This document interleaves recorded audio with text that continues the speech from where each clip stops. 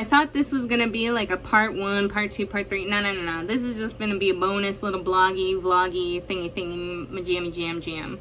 And I'm gonna like come back on Sunday. I'll talk about the full moon, the full flower moon, the full flower blood moon, the full flower blood super moon, and I'm gonna talk about like the patterns and that. This is just gonna be a bonus. Back to self-importance. That's always an easy segue at this point.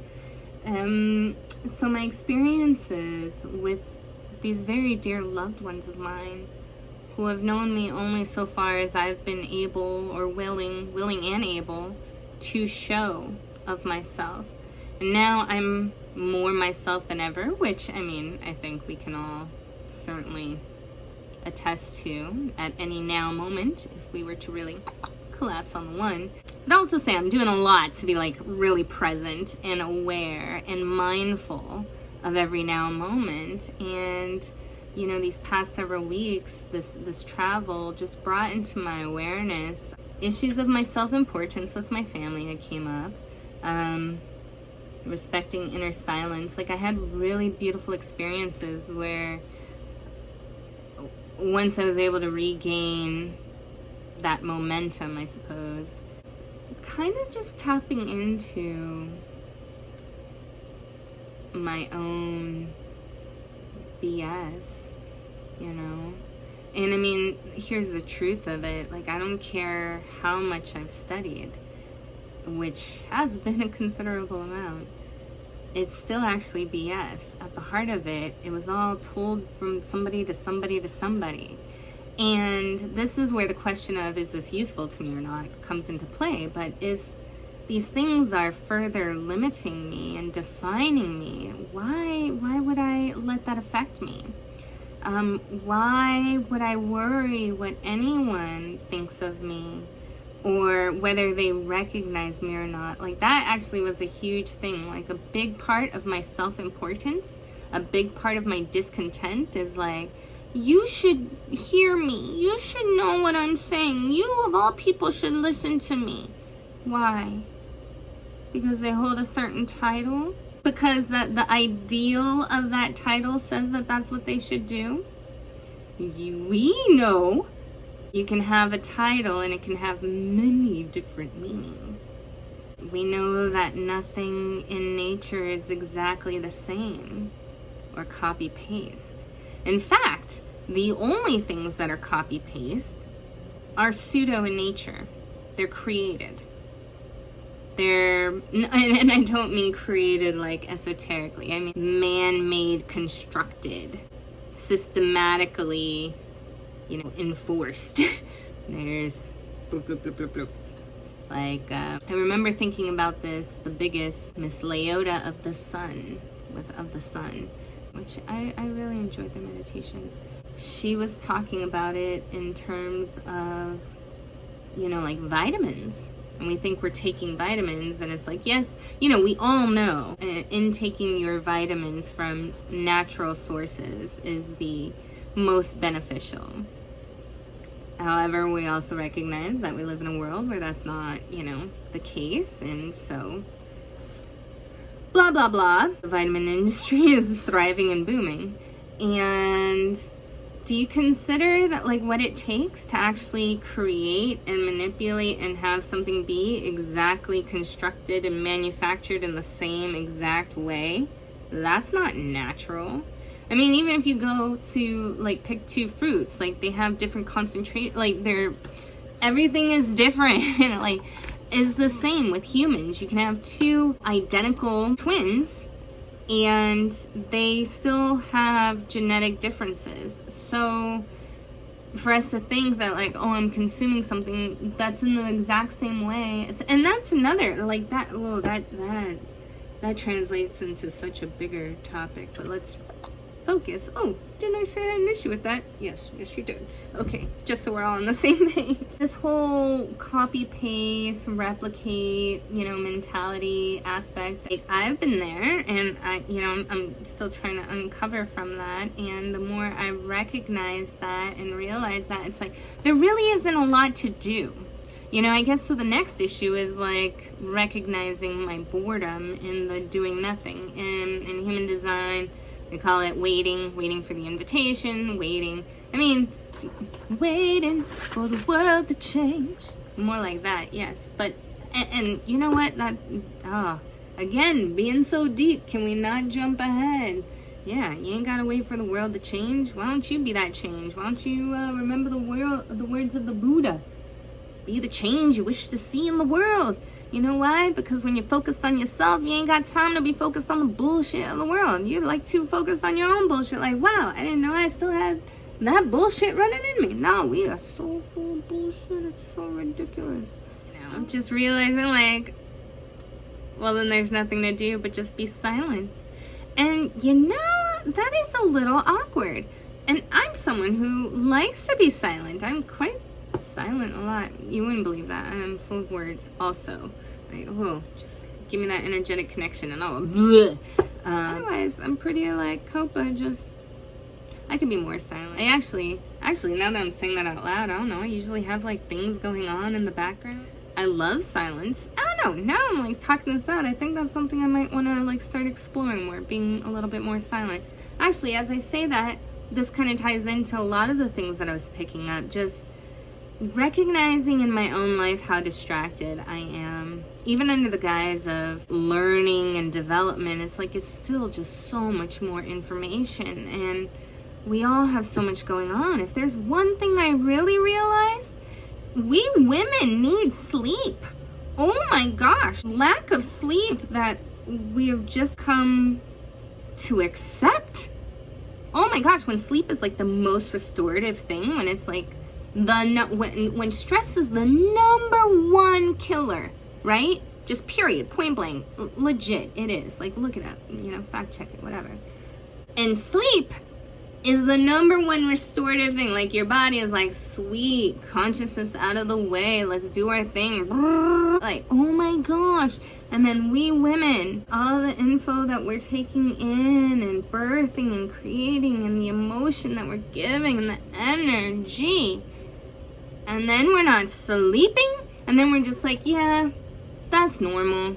Like, no, boo-boo, that's not normal. That's not normal at all. We'll talk about that. You know, these past several weeks, this travel just brought into my awareness, I mean, wow, it's just crazy. Like, issues of my self-importance with my family that came up, respecting inner silence. Like, I had really beautiful experiences where once I was able to regain that momentum, I suppose, things really were quite beautiful and mystically happening, and I was just sitting there with my mouth shut. And there was pressure.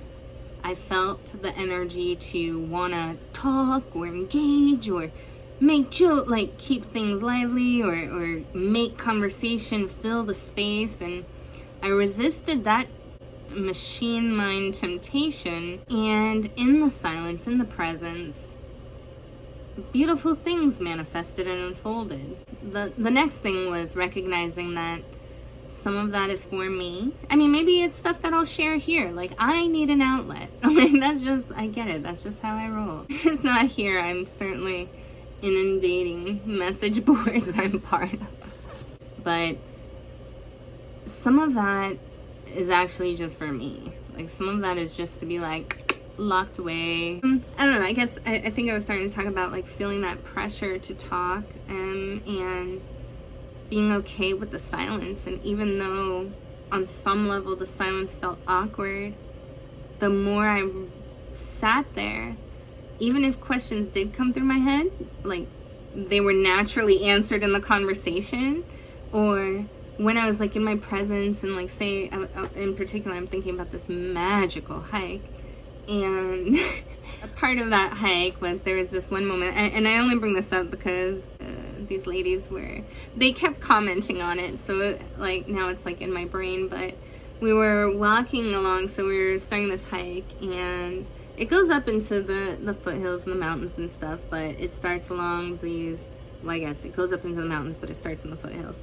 I think it starts along like this golf course path, and it's along it, so there's, you know, these beautiful homes, and then you know, off in the distance, I see this like very large sprinkler, and I'm just like, yo, man, that looks so amazing. I would love to run through that. And I think I said something like, oh, that looks fun. And I don't know, I think everyone's like, haha, yeah. As we continued hiking along and blah, blah, blah, I don't even fully know what happened, but next thing I know, there's like, ah! And running back, and I see the sprinkler. The other ladies, they had ran through, and by the time I saw it, it was like this beautiful mist. And so I ran through, and I'm a little dramatic if you can't tell. And so I did like this, because I was more excited about the refreshingness of it. And then when I turned back, there was a rainbow in the mist. Yeah, I don't know. It was just so funny. It was commented on a lot, how I was like, oh, I just can't believe how we were all like, ah! And then you were like, ah! And it was the same experience, technically. I mean, I don't know. Like, there's a part of me that, like, I'm like, I don't know. Did they get, you know how sprinklers can be like, ch-ch-ch. I was like, did they get, like, the pelty part? And then I got the mist. Like, to me, I'm really like, how was it so different? There's a Saturday Night Live skit series that they did or used to do, and it's sort of like that, usually talking about like an alien abduction or something, and there's these three people, and you know, the first two are just like, man, it was so beautiful and it was awesome, and it was like, and then the third person like, yeah, I don't know what they were talking about, like they probed me in places where the sun don't shine. I feel like it was like that, where they were just like, and I was like, and that's what I'm saying, like so many beautiful, to me, like experiences happen like that, where I was able to just stay in my moment, where when I wasn't focused or thinking or getting caught up in how I should be, or how are they thinking about me, or should I, how should I keep this energy flowing, how should I, oh, that's the worst, especially as like a spiritual person, like how do I keep the vibes up for the group? Oh my gosh, that's self-importance. Like, so I'm in charge of the energy for the whole group? Like, man, no. I mean, and then the irony is in that, but when you are solid in your inner silence, in your presence, that does affect the whole group. But that's not from you controlling the energy of the vibe, like the group dynamic. And that's some stuff that I'm just like, oh, these are what I'm saying, the lies, they just get thicker and deeper. It's like you get to a certain point, and how many of you, you know, are into like this spiritual information, and then you hear something that goes against what you come to understand, you're like, man, you just don't know. I get it. I mean, you know, believe how you believe. Come on. That's self-importance. That's you all up on your jock, right? That's a bitter pill to fucking swallow. I don't like it. I don't like having, like, I really think of myself as a super duper uber loving being. And yet, I'm sitting here like, oh snap, that self-importance is all over me. Not even, like, let's not even just go on, like, relationships with, like, my family and friends and stuff. Like, what about the items that you use every day, huh? Do you really respect your shoes? That, okay, like, let's start with, like, your body. Do you respect your feet that take you from everywhere to everywhere, Or your hands, or your eyes that allow you to see, or your ears that allow you to hear, you know? I mean, or your 9 ether hair that connects you to the cosmos. Do you like saying like, oh my gosh, you are so freaking awesome. I love you. And if yes to that, then do you do that with your fork, or with your chopsticks, or with your plate, or with your computer, or with your cell phone? Or, you know, I think of these things from time to time. But what about thinking about these things all the time? Wouldn't that change all of your relationships, all of your dynamics? I'm like, even going back to the things I'm talking about, like with being around my friends and family, it's like I got a glimpse of this. I got a glimpse of what is possible. And if I could just be in that space, if we could just accept and love ourselves, have that compassion and that sense of like it all the way, with all of your discernment, trusting yourself. I mean, I think love and trust kind of go hand in hand.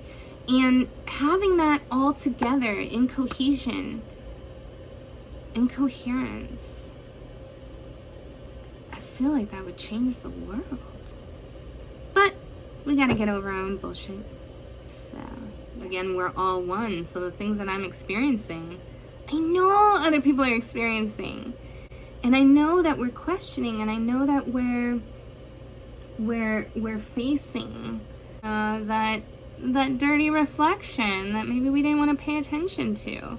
And this is what I would think is part of, don't let me jump ahead of myself. Don't let me jump ahead of myself. But the cycles and the patterns that we're experiencing astrologically and just like in life in general, and you know, all that stuff. But that's part 2. Or I guess part 1 of the next series. Ooh, next series to come. Just hands. Well, that's gonna be it for this video. Come back on Sunday. I'm gonna be talking about the full moon and the eclipse and all that stuff. And I mean, yeah, it's after all of the full moon energies and things like that. But don't worry, I'm gonna get into that soon. So I love you so much. I really, really do. Thank you. Thank you for your time. Thank you for your energy. Hearts, hearts, hearts to you. Peace, peace. Loves, loves. And until we meet again.